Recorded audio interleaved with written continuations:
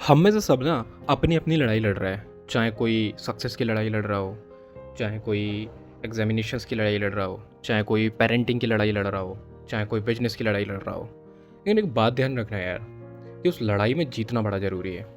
मैं एक तुम्हें एग्जांपल बताता हूँ कि अगर तुम उस लड़ाई में नहीं जीते तो आप कितने भी अच्छे व्यक्ति हो, तुम्हारे बारे में पता है क्या याद रखा जाएगा?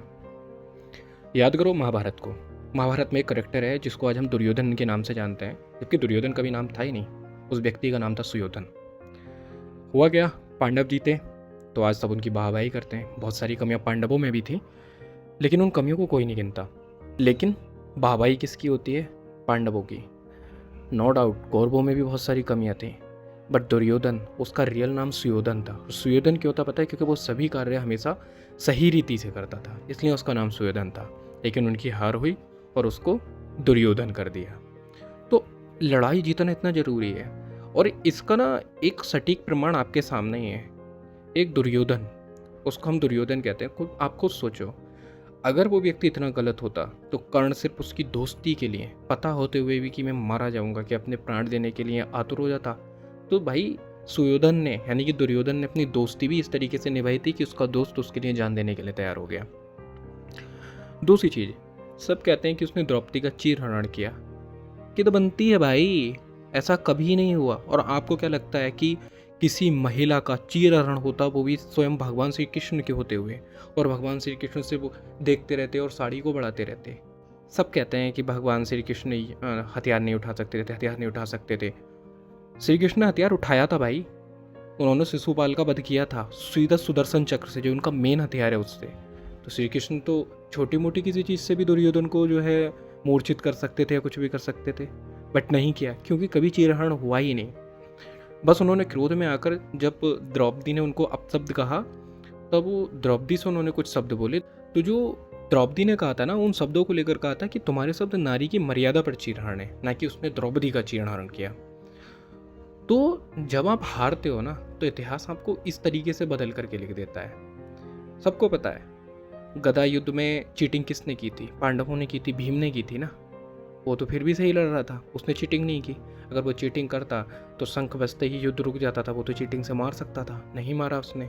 सारी चीज सही काम से चल रहे थे। तो उनको इतना गलत इतिहास ने इसलिए दिखाया क्योंकि क्या होता है, प्रेजेंट हमेशा विजेता को पसंद करता है। इसलिए हमें हमारी सारी लड़ाई जीतना बहुत ही ज़्यादा ज़रूरी है। दूसरी चीज़, ज़्यादा दूर मत जाओ। 100 साल होते हैं फर्स्ट वर्ल्ड वॉर को, ठीक है। हर किसी को पता है कि जो नरसंहार है वो हर कोई कर रहा था, ठीक है। लेकिन आज भी बुरा हिटलर को ही कहा जाता है। लेकिन यूरोप के सेंस में तो हिटलर की बहुत सी पॉलिसीज़ ठीक भी थी, लेकिन आज उसको अलग नज़रिए से देखा जाता है। जापान है, जापान जब तक सेकेंड वर्ल्ड वॉर को जीत रहा था आक्रामक तरीके से, सब जापान की वाहवाही कर रहे थे। जैसे अमेरिका ने उस पर एटम बम गिरा दिया और वो हार गया, तो आज हमें सिर्फ क्या याद है? हिरोशिमा नागासाकी की तबाही जापान की। हमें ये याद नहीं है कि जापान इतनी तेज़ी से कर रहा था कि वो पूरी दुनिया को हराने को तैयार था। तो भाई विजेता को ही प्रेजेंट याद रखता है। तो किसी भी हमें अपनी लड़ाई में जीतना इसलिए बड़ा ज़रूरी है कि अगर आप अपनी लड़ाई में नहीं जीते तो आपका इतिहास उस तरीके से लिखा जाएगा या आपको उस तरीके से याद किया जाएगा। और ये आपके मरने की बात नहीं हो रही है, आपके जिंदा जिंदा रहते ही। क्योंकि आज के ज़माने में आप तभी मर जाते हो जब आप दूसरे से थोड़ा सा भी दूर जाते हो, यानी कि पीठ पीछे आप मरे होते हो। लोग आपके बारे में गलत ही बोलते हैं।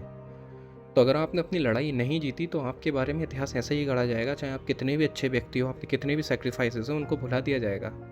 आपकी हार को गिना जाएगा और आप में बहुत सारी कमियां निकाल दी जाएंगी, चाहे आप कितने भी अच्छे व्यक्ति थे। तो अच्छा बनना छोड़ो और अपनी लड़ाई को जीतने की पूरी कोशिश करो भाई। एंड लड़ाई को जीतने का मतलब यही नहीं है कि आपको बहुत बड़ा अधिकारी बनना है, बहुत बड़ा बिजनेसमैन बनना है। सबसे पहले तो अपनी ज़िंदगी जीना स्टार्ट करो। भले ही हर रोज़ 10 दिन अपनी ज़िंदगी जियो जैसा आप जीना चाहते हो, बट उसको स्टार्ट करो।